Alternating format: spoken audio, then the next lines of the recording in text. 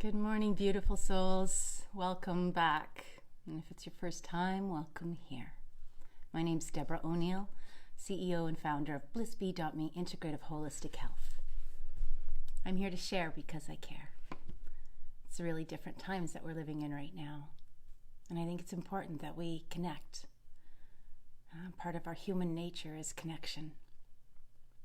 So I'm so glad that you found me. I'm so glad that you're joining me. And for those that you are regularly with me, my heartfelt gratitude to you for taking this journey with me. Good morning, Sandra. Yes, so I thought I'd take some time today and just do a little reflection.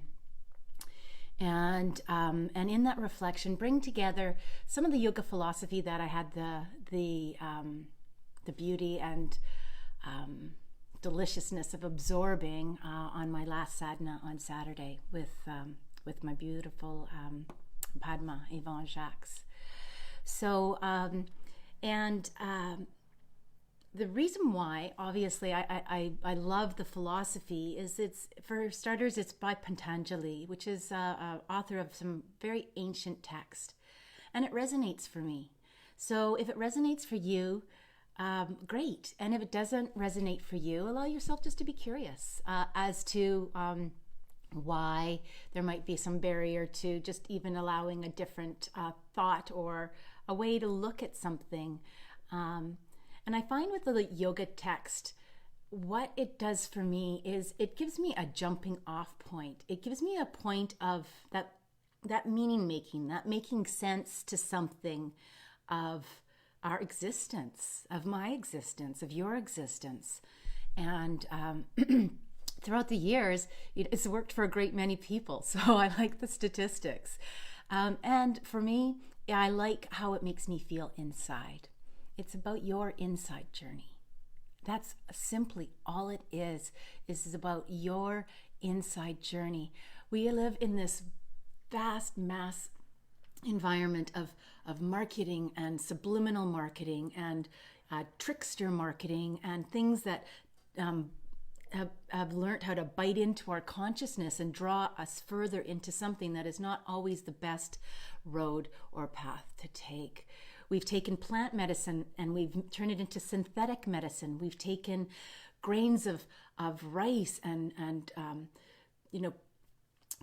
flour and we've added chromosomes and we've changed it and we've modified it and I just really feel comfortable with the teachings and what I feel is some authentic teachings.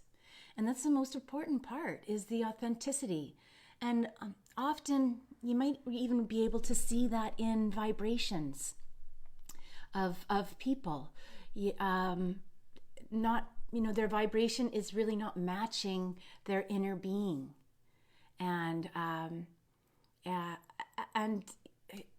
if you're trying to fake it till you make it, which is a common phrase, sure, you can try that hat on.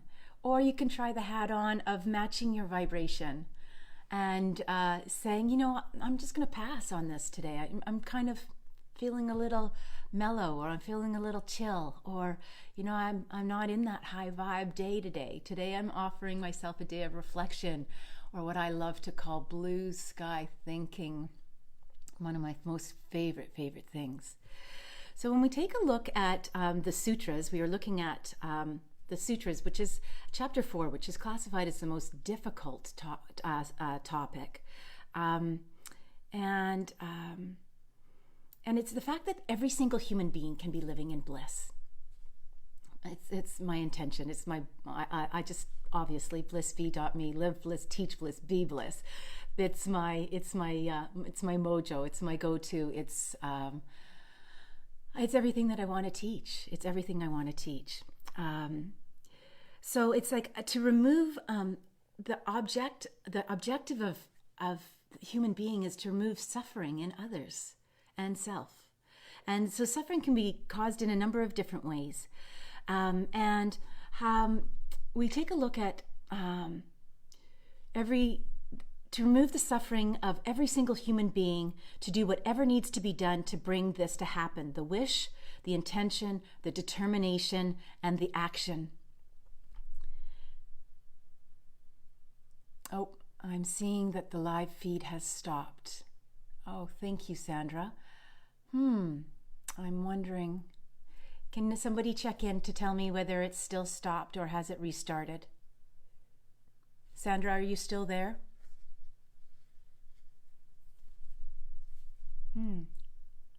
Perhaps I should stop and start again.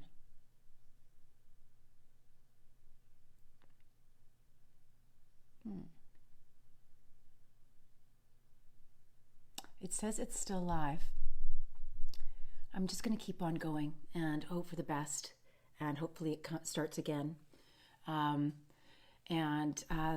transmission will be what the transmission is, I guess, on today's day.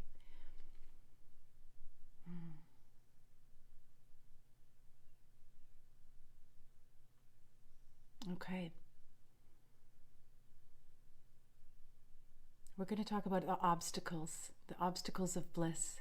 Yay, I'm back. Thank you. Thank you, Sandra.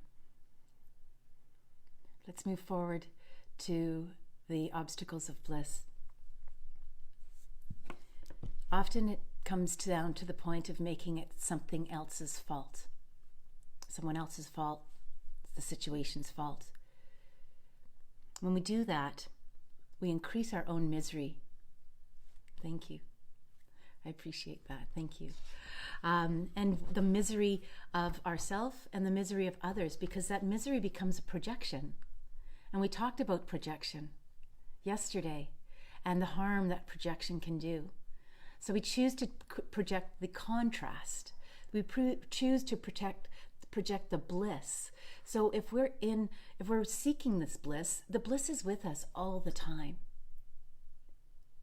It's just a matter of setting it as our intention and owning it. And once we set it as our intention, then we can do the inner work and we can breathe in the color bliss.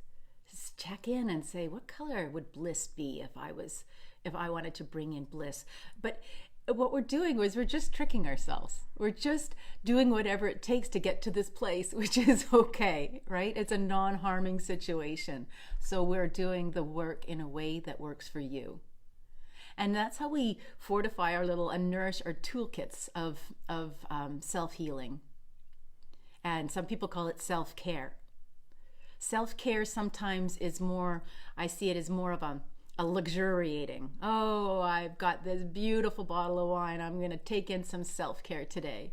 Or I've got this nice chocolate cake and I'm going to take in some self-care. So when I talk about self-healing, that is the ultimate in self-care, and that's the inner journey. So my language is a little bit different. For me, it works with my true reality of what I'm trying to achieve.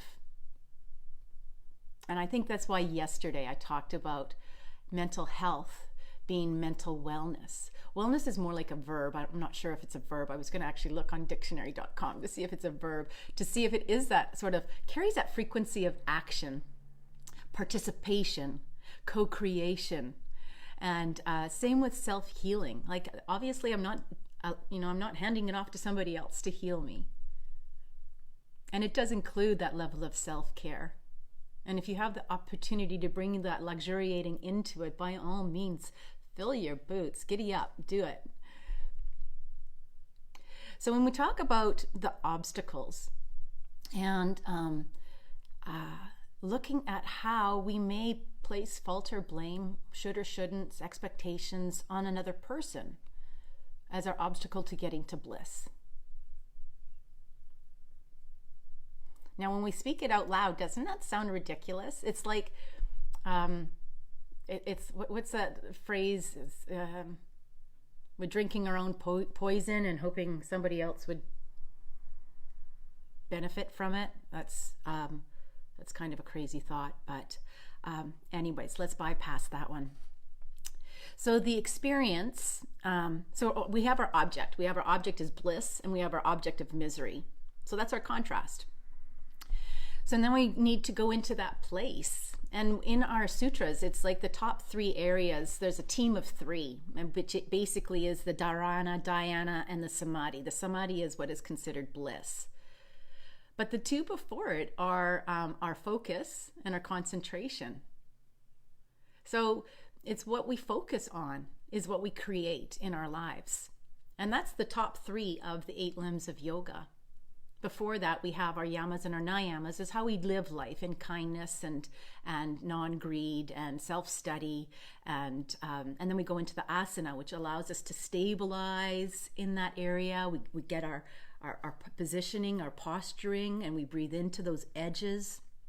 Then we bring in our breath work, our pranayama. And we bring our breath work in so that we can bring the breath into all 3 of those different accumulative areas.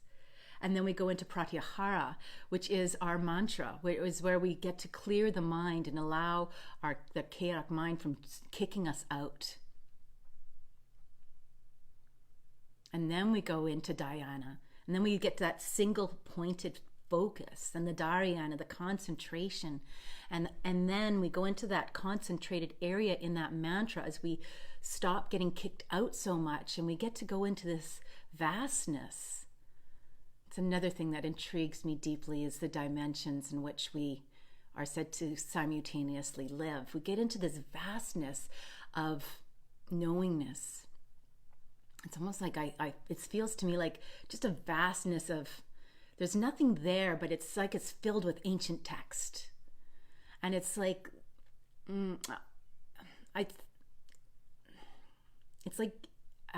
it's almost like a download area, but it's not a download area because it's simply a beingness.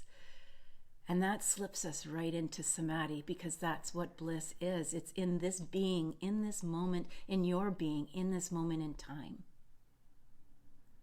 And just take a reflection of how we create, or how you may create, this misery. The old saying, misery loves company. It's because it's a frequency. It's a frequency. Like attracts like.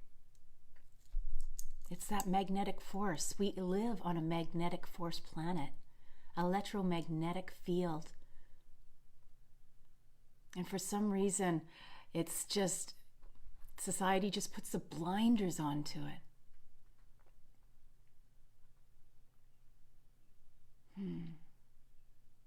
And it's like static. When you have a balloon and you rub it on your hair or something, and it sticks to the walls or it sticks to something. You've created that connection, that electricity, static electricity. And as we raise our vibration, there's points in which the static simply can't stick. When I work in my energy practice, it's like I'm that little Swiffer, that little dusting thing that collects the dust. I'm cleaning and repatterning the field. I'm stroking the lines of our energy field as we have north to south, and we have the transverse energies as well. So it comes like a loop, a torus loop of energy. And often I think that's why people, when they go to yoga, they feel better. It's like they're in that position. They're at that 4th limb already. And if they even got to yoga, then they're doing somewhat of a practice of the 1st and the 2nd, and potentially even the 3rd. And it's raising the vibration, and stuff just sticks. And they come out of yoga and they're like, oh, I love yoga. Or even working out, even going to the gym. There you are. So many little hiccups today. That's curious. So then it brings us back to the seeds. It brings us back to the karmic seeds. So it says, as I experience the object, as I have created that object, then I can realize there's nothing out there like that, because I created it. Now that's a little bit of a mind warp as well.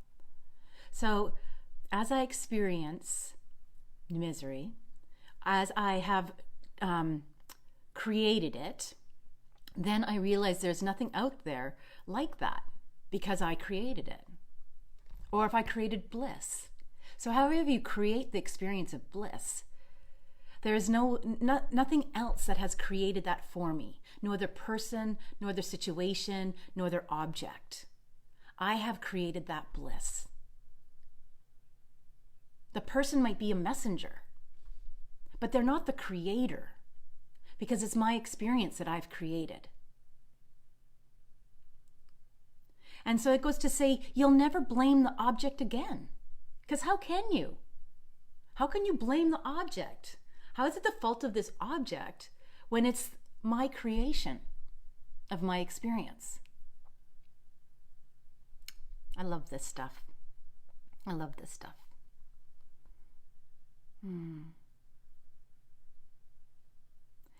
And then when we get to those areas where we created the bliss, it's called like the parting of the curtain. The parting of the curtain of samadhi. You're getting a little taste. You're getting a little experience of how beautiful it is, and that it can be a part of every part of our day if we just stop getting kicked out by our thoughts, our words, or our actions of what we're creating.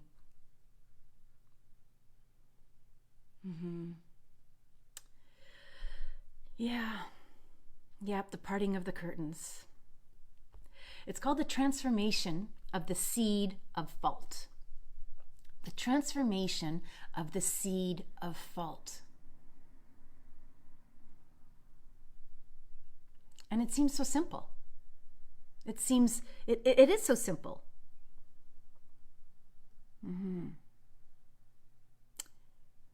So we want to plant the seed to keep the curtain open. And how that duration of how open that curtain stays falls upon the mind. Your mind. My mind.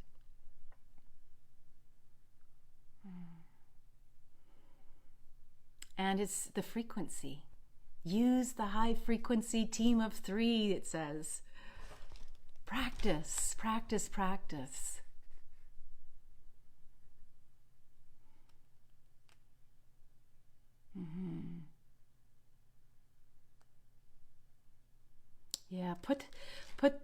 Part the curtains and stand in the sun forever, and take everyone with you. So that's my intention, to part the curtains and stand in the sun forever and take everyone with me. We can do it. I know we can. Gosh, I named a company, blissbee.me. That's how much trust I have in this. Yes, we can. So can you keep on your mind the nature of bliss? Can you keep on your mind the nature of bliss and stay there?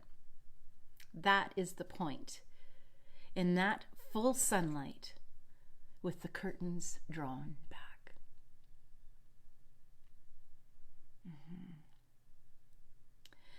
So then the trick is stopping our misperception of the object. Of the object, something outer thing. The object is that outer thing.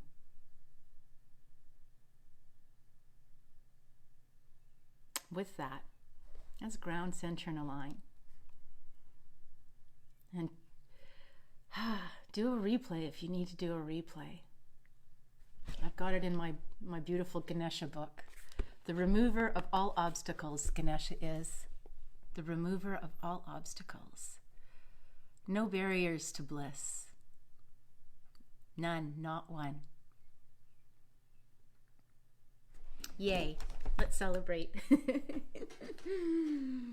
I had my big seed with me. This is a big Lumerian seed. It's what's known as the seed of knowledge. And before I come on, I ask for help, I ask for guidance. I ask what wants to be shared. And today, that's what came up. So thank you for being here and letting me have an opportunity to share it. Yeah, thank you. Let's feel our feet on the floor. And let's ground. Let's ground for the day. Turn on our sensory. I was thinking in the shower today when I was grounding earlier. Yes, I think I'm going to have to pull the camera back a little bit and show you it as I'm grounding and centering and aligning as I'm standing, because it's also a really great way to do it. So just imagine your feet on the floor and allow those tree roots and those feet just to drop down into the earth. And I do all my washing, and then I turn the water on to slightly cool, and I allow my body to adjust to the cool. And it's like that coolness just allows me to drop into the earth instantly. And I never lock your knees because it stops the charge. Leave them slightly bent. And then feel that earth energy come up. Feel it come up. And then I make my shower a little colder, and it's like it pulls up the warmth of the earth into my body. And bring it in up your legs and your hips and into your torso and your chest and your shoulders. Allow your arms to bring in that earth energy down to your hands. And bring it up into the neck and the reptilian brain. And I turn it colder when I get to the reptilian brain, and I move my hair and I allow it to wash over the back of my neck. And I allow it to take with it all that does not serve me. All those obstacles, those barriers to entry, to parting those curtains.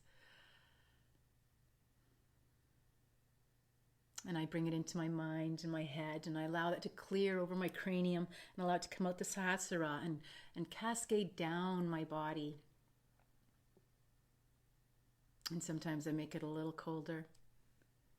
And then I bring myself into centering, and I literally, as I cascade it down, I do take my hands out, and then I bring them up and I bring it out to my centering, and allow your body to center. You know, even if you're driving or you're just sitting in a meeting or you're on Zoom with another meeting, sit in your chair and feel your sit bones. Feel your feet on the floor. Give the body permission as you participate in whatever it is that you're participating. And create little things that, you know, even if the clock says 8, anywhere in the time, 9:08, it's 8, 11:08, 8:08, 8 o'clock, 8 a.m. If it says, pick a number, your favorite number, and if it says that number, remember to ground. Check in where your breath is, engage that deep diaphragmatic breath. And let's bring that alignment in, because this is where we don't get booted out anymore, is when we bring in this alignment. Well, we still get booted out, but this is what we need to be in that alignment. And even in this alignment, set your attention for the day.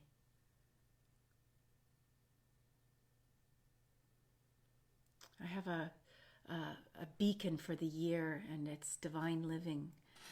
Last year, after 2 surgeries, it was divine inspiration, because I felt like I was at ground zero again. It was like everything I learned, everything I studied, I felt like I was rebirthed or something. Just felt like I was at ground zero. So every day was finding the nugget of inspiration, that divine inspiration that was being given to me, and what was my opportunity with that moment in time. I learned a lot. I learned a real lot. Good English, but I'm not going to judge. And this year was like, what, maybe it's divine being. I'm like, no, I am a divine being, and you're a divine being. So it's divine living. And at the beginning of January, when I set divine living, I would never have imagined on my goal statements and my intention and my mind mapping that I would be doing a Facebook Live for 51 episodes so far, leading us into May, this beautiful month of May. And I am divinely inspired to be doing this daily divine living. Call it what you want, but let's bring in the mantra and see how long we can get today without getting booted out. And bring in the mantra of Soham for 2 minutes. as we practice. Practice not getting booted out. Engage that so on the inhalation and the hum.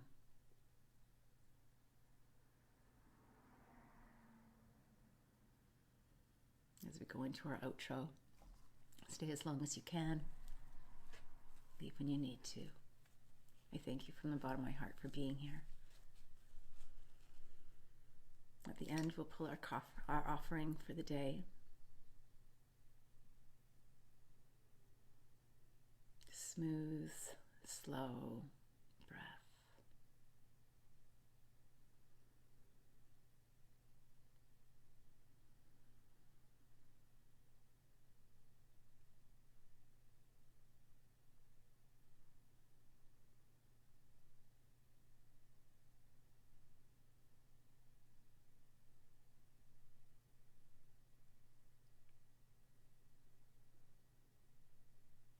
Inhale on the so,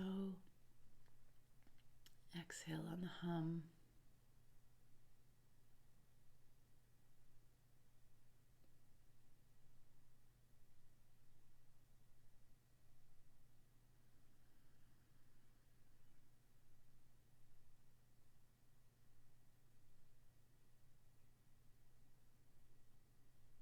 And envisioning that golden white light coming down into the body on that alignment. I think I missed that, but envision that energy coming in as it bathes you in your mantra of Soham, and it bathes you in that divine light of Creator, Source, Higher Self, the higher frequency of the golden white light.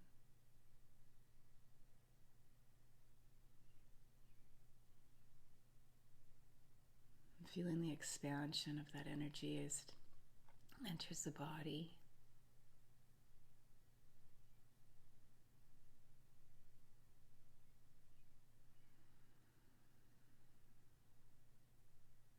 No jerks, no noise, no judgment.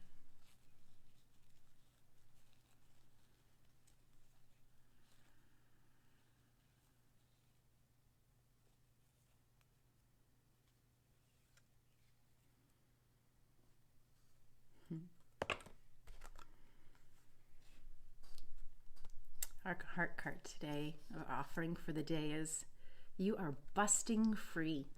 Wow, that's a powerful card. You're busting free.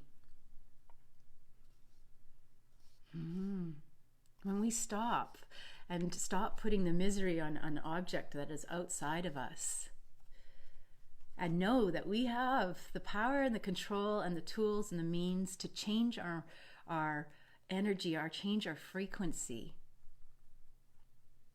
and part those curtains a little longer, we realize we are our own freedom. We are our own freedom, and you are busting free. Thank you for being here. Love to hear from you. Thank you for the people that have made contact through direct message and offered your words of love and support and kindness, tenderness, and I offer them back to you. I love you. Make it a great day.